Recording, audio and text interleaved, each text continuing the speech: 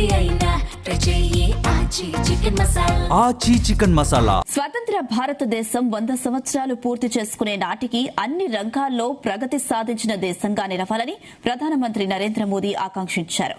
సప్తధార road map తో తయారీ రంగం, వ్యవసాయం, టెక్నాలజీ, మౌలిక సదుపాయాలు, రక్షణ రంగం, green and blue economy, Indian staff power రంగాలలో ప్రగతి సాధించాలనే దిశగా కార్యాచరణ ప్రణాళికను రూపొందించనున్నామని చెప్పారు. ఇక ప్రధాని నరేంద్ర మోదీ ఆకాంక్షకు సంబంధించి మార్కెట్ విశ్లేషకులు జీవీ సత్యనారాయణ మరింత సమాచారం అందిస్తారు.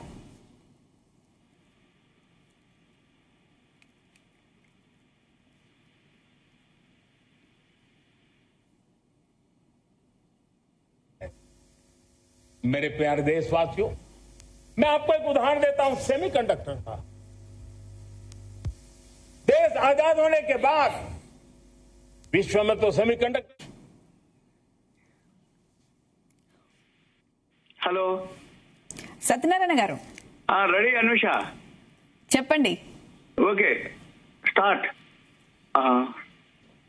ప్రధానమంత్రి గారు సప్తధార శక్తి అని ఒకటి ముందుగా మన ఈ తెలుగు ప్రేక్షకులందరికీ స్వాతంత్ర దినోత్సవ శుభాకాంక్షలు. ఇక మన ప్రధానమంత్రి మోడీ గారు సప్తధార శక్తి అని ఒకటి స్వాతంత్ర దినోత్సవ వేడుకల్లో చెప్పడం జరిగింది. దానికి సంబంధించింది ఏంటో చూద్దాం. సప్తధార శక్తి అంటే 7 శక్తి ప్రవాహాలన్నమాట.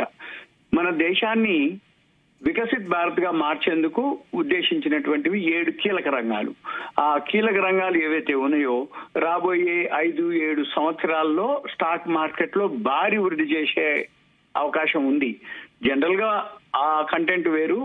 ఆ కంటెంట్ తోటి ఈ సప్తధార శక్తికి ఏ షేర్లు బెనిఫిట్ పొందుతాయి, ఏ సెక్టార్లు బెనిఫిట్ పొందుతాయి, ఏ సెక్టార్ లో ఏం జరుగుతుంది అనేది మనం ఇప్పుడు ఈ ఆడియోలో చెప్పడం జరుగుతుంది. అయితే ఈ 5-7 సంవత్సరాల వరకు అవి ఏమేంటియో చూద్దాం. ఆ రంగాలు: మ్యానుఫ్యాక్చరింగ్ పవర్. మన భారతదేశాన్ని గ్లోబల్ సప్లై చైన్ హబ్ గా మార్చాలని, డిజైన్ నుండి ప్రొడక్ట్ తయారీ వరకు దేశంలోనే జరగాలి. అంటే మనం ఇంపోర్ట్స్ లేకుండా మన దగ్గరే మ్యానుఫ్యాక్చరింగ్ జరగాలనేది. అయితే దీనికి రిలేటెడ్ ఏమైతే సెక్టార్స్ ఉన్నాయో, అంటే మ్యానుఫ్యాక్చరింగ్ సంబంధించినవి ఎలక్ట్రానిక్స్ అనుకోండి, సెమీ కండక్టర్లు, ఆటోమొబైల్స్, కాంపోనెంట్స్ తయారీ సంస్థలు, ఇవన్నీ కూడా దీనికి సంబంధించినటువంటివి. అయితే ఈ రిలేటెడ్ సెక్టారు ఏవైతే సెక్టార్ ఉందో దానికి సంబంధించినటువంటి షేర్లు ఏవైతే ఉన్నాయో ఇవి ఇప్పటికి రావు. ఇప్పుడు నేను పేర్లు చెప్తున్నా కానీ ఎవరైతే ఈ వీడియో చూస్తున్నారో వింటుంటారో పెన్ను నోట్బుక్ దగ్గర పెట్టుకొని పేర్లు రాసుకోవాలి. ఈ కంపెనీ పేర్లు ఏవైతే చెప్తున్నామో రాబోయే సంవత్సరాలకి లాంగ్ టర్మ్ ఇన్వెస్ట్మెంట్ కి ఉపయోగం తప్ప ఇమీడియట్ గా ఈ రోజు స్వాతంత్ర దినోత్సవ వేడుకల్లో మోడీ గారు చెప్పగానే రేపొద్దు నుంచి అవి పెరిగిపోతాయి అనేది కాదు. కొంచెం ఎఫెక్ట్ ఉంటుంది మండే మార్నింగ్ మార్కెట్ మీద. కానీ ఓవరాల్ గా లాంగ్ టర్మ్ కి ఇన్వెస్ట్ చేస్తే సేఫ్ ఉంటుంది, రిటర్న్స్ వస్తాయి, గ్రోత్ ఉంటుంది. రాబోయే రోజుల్లో ఈ షేర్లు బాగా పెరిగే అవకాశాలు ఉన్నాయి. ఇక షేర్లు చూద్దాం. Dixon technologies, DIXON, Dixon technologies. ఇది జనరల్ గా సెల్ ఫోన్లు, టీవీలు వీళ్ళు జాబ్ వర్క్ చేసి వేరే కంపెనీలకి ఇచ్చేస్తారు. వాళ్ళ బ్రాండ్ పెట్టుకొని టీవీలు అవన్నీ అంటే బేసిక్ మినిమం ప్రైస్ లో, రీజనబుల్ ప్రైస్ లో, ఎకానమీ ప్రైస్ లో వీళ్ళు సప్లై చేయడం జరుగుతుంది. ఇది డిక్సన్ టెక్నాలజీస్ ఒకటి. ఇక నెంబర్ 2 Tata Motors. Third one CG power. Fourth one Kaynes, KAYNES, Kaynes technology. ఈ 4 షేర్లు ఏది Dixon Technologies, Tata Motors, CG power, Kaynes technologies. Next second one Kisan and food processing. ఈ కిసాన్ అంటే అగ్రికల్చర్ కి సంబంధించింది.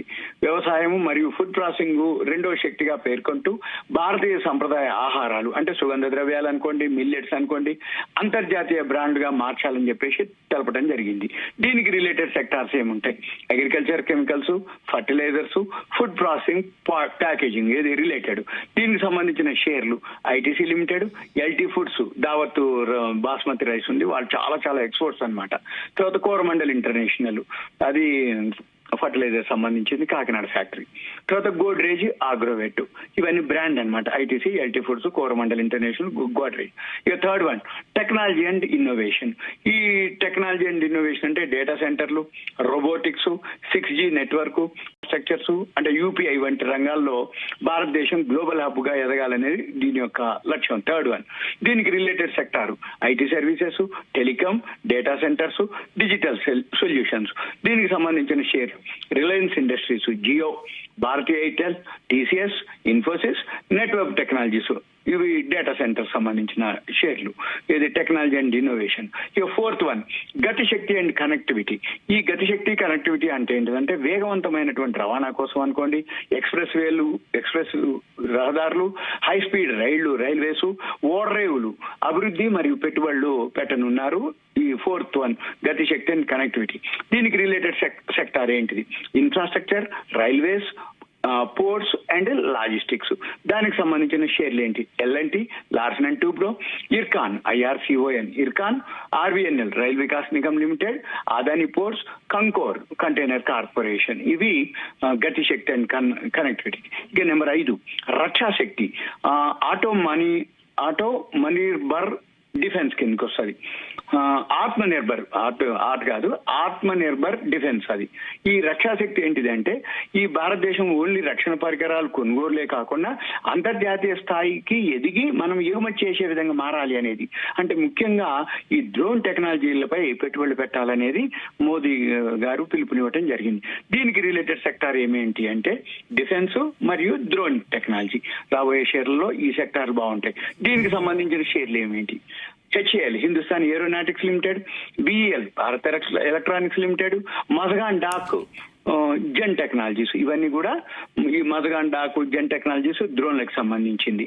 ఇవి ఏదైతే ఉందో ఆత్మనిర్భర్ డిఫెన్స్ కిందకి వస్తాయి. ఇక number 6, green and blue economy. ఈ గ్రీన్ హైడ్రోజన్ పునరుత్పాదక ఇంధనం అంటే రెన్యూవబుల్ ఎనర్జీ. ఈ రెన్యూవబుల్ ఎనర్జీ ఏదైతే ఉందో ఎనర్జీ స్టోరేజ్ తో పాటుగా సముద్రం తీర ప్రాంతాలన్నీ కూడా ఏవైతే డెవలప్ చేయాలి అనేది ముఖ్యోద్దేశం. దాంతో ఏంటంటే ఫిషరీస్, కోస్టల్ టూరిజం బాగా దానిపైన దృష్టి పెట్టాలి అనేది ఈ గ్రీన్ అండ్ బ్లూ ఎకానమీ. దీనికి రిలేటెడ్ ఏమేంటి? Solar, wind energy, green hydrogen, hydro power. ఏది ఈ రిలేటెడ్ సెక్టార్లు. దీనికి సంబంధించిన షేర్లు ఏమేమి ఉంటాయి? NTPC, Tata power, Suzlon energy, KPI green, JSW energy. ఇవి ఏది గ్రీన్ అండ్ బ్లూ ఎకానమీకి. ఇక number 7, software. Last one, yoga, handicrafts, సినిమాలు, యానిమేషన్, గేమింగ్, డిజిటల్ కంటెంట్. ఈ క్రియేషన్ అన్ని కూడా దేశ ఆర్థిక శక్తిగా మార్చడానికి ఈ సాఫ్ట్ పవర్ అనేది దీని యొక్క ఉద్దేశం. నెంబర్ 7. దీనికి రిలేటెడ్ సెక్టార్ ఏముంటాయి? Media, entertainment, gaming, tourism. ఇవి సెక్టార్లు. దీనికి సంబంధించిన షేర్లు ఏమేమి ఉంటాయి? నజారా టెక్నాలజీస్, గేమింగ్ సంబంధించింది, Nazara technology, Sun TV, PVR Inox, IRCTC, tourism. ఇవన్నీ కూడా ఈ రోజు అనౌన్స్ చేసిన వాటికి రిలేటెడ్ ఉండేటటువంటి షేర్లు. ఇమీడియట్ గా పెరుగుతాయా, ఇంకొన్నాళ్ళు పెరుగుతాయా అంటే ఇప్పుడు ఈ రోజు స్వాతంత్ర దినోత్సవం రోజు అనౌన్స్ చేయడం జరిగింది. స్లోగా వీటిల్లో పెట్టుబడులు రావడం జరుగుతుంది.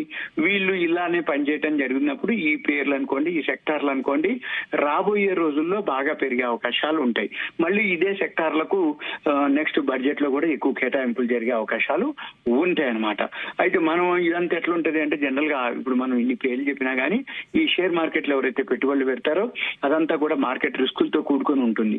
ఎందుకు అంటుందంటే వరల్డ్ మార్కెట్లు అనుకోండి, ఇంటర్నేషనల్ మార్కెట్ అనుకోండి, ఇరాన్ ట్రంప్ ఇటువంటి అంటే ఇరాన్ అమెరికా యుద్ధ వాతావరణం అనుకోండి, ఇవన్నీ బేస్ చేసుకొని షేర్ మార్కెట్ ఒడిదుడుకులతోటి ఉంటుంది ఎక్కువ శాతం.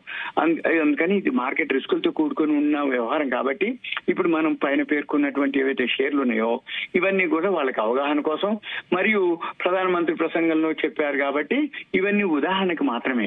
కానీ పెట్టుబడి పెట్టే ముందు ఎవరైతే ఈ షేర్లలో ఇన్వెస్ట్ చేద్దామని అనుకుంటారో వాళ్ళ యొక్క ఫైనాన్షియల్ అడ్వైజర్ని కానీ వాళ్ళ యొక్క ఆర్థిక సలహాదారుని కానీ సంప్రదించి మనము ఇన్వెస్ట్ చేయాల్సిన అనేది నా నుంచి అభిప్రాయం, నా సూచన అన్నమాట. ఇది జనరల్ గా అన్నమాట. అయితే ఎప్పటికప్పుడు మనం ఏం చూడాలి అంటే జనరల్ గా ఏదైతే మోడీ గారు ఒక అంటే ఇవాళ స్వాతంత్ర దినోత్సవం రోజు ఒక జెండా వందనం రోజు చెప్పడం జరిగింది. అంటే ఎప్పుడైనా కానీ మనం ఏం చూడాలి, ఏదైతే అన్నారో దానికి రిలేటెడ్ ఏం జరుగుతుంది, పాజిటివా నెగిటివా, పాజిటివ్ అయితే ఏ సెక్టార్లు పాజిటివ్ అవుతాయి, ఏ షేర్లు బెనిఫిట్ అవుతాయి, అవన్నీ కూడా మనము ఎప్పటికప్పుడు అప్డేట్ చేయడం జరుగుతుంది మన ప్రేక్షకులకి. ఎందుకంటున్నానంటే మోడీ గారు ఇండోనేషియా పర్యటన, న్యూజిలాండ్ పర్యటన, ఆస్ట్రేలియా పర్యటన, ఇలా ఎప్పుడైతే పర్యటనలు జరుగుతూ ఉన్నప్పుడల్లా అక్కడ ఏవైతే ఫ్రీ ట్రేడ్ అగ్రిమెంట్లు జరుగుతున్నాయో అవన్నీ కూడా మనం అప్డేట్ చేస్తున్నాం. ఈరోజు స్వాతంత్ర దినోత్సవం సందర్భంగా మోడీ గారు ఏవైతే చెప్పిండ్రో దానికి రిలేటెడ్ ఏవైతే సప్తధార ఏదైతే ఉందో అదే అనమాట. అంటే మనం ఎంతసేపటికి ఏం చూడాలి, ఈ సప్తధార అనేది అసలు ఎప్పుడు స్టార్ట్ అయింది, ఎందుకు స్టార్ట్ అయింది, అది గుజరాత్ లోనే ఫస్ట్ స్టార్ట్ అయింది, గుజరాత్ లోనే స్టార్ట్ అయ్యి ఇప్పుడు మళ్ళీ మోడీ గారు అదే సప్తధార పదాన్ని మళ్ళీ ఈ రోజు స్వాతంత్ర దినోత్సవం అప్పుడు ఓన్లీ గుజరాత్ వరకే ఇంప్లిమెంటేషన్ జరిగింది. ఇప్పుడు ఆ సెక్టార్లు వేరే, మళ్ళీ ఇప్పుడు అది చాలా రోజుల కింద జరిగింది. ఇప్పుడు మళ్ళీ అదే వర్డ్ ని మోడీ గారు ఈ సెక్టార్లకి సప్తధార 7 శక్తి అన్నమాట, 7 ప్రవాహాలు ఆ విధంగా చెప్పడం జరిగింది. అవి సక్సెస్ అయినాయి కాబట్టి దేశవ్యాప్తంగా అలాంటివి చేయాలనేది వారి ఉద్దేశం. ఒక సందేశం మాదిరి తీసుకొని మనము షేర్ మార్కెట్ లో ఉన్న వాళ్ళందరూ ఎవరైతే ఉంటారో ఒక అవేర్నెస్ మాదిరి తప్ప ఇది ఒక ఇన్ఫర్మేషన్ మాత్రమే తప్ప వేరే విధంగా అనేది కాదు అనేది అర్థం చేసుకోవాలి. మార్కెట్ అనేది అప్ అండ్ డౌన్ తో ఉంటుంది కాబట్టి ఒకటేంటిది అంటే ఏం జరుగుతుంది మార్కెట్ లో, ఎలా ఉండబోతుంది అనేది మనం మన ఇన్వెస్ట్మెంట్ మన ప్లాన్ చేసుకోవాలి. ఓకే అండి, థ్యాంక్ యూ అండి సత్యనారాయణ గారు మీ విశ్లేషణ అందించినందుకు.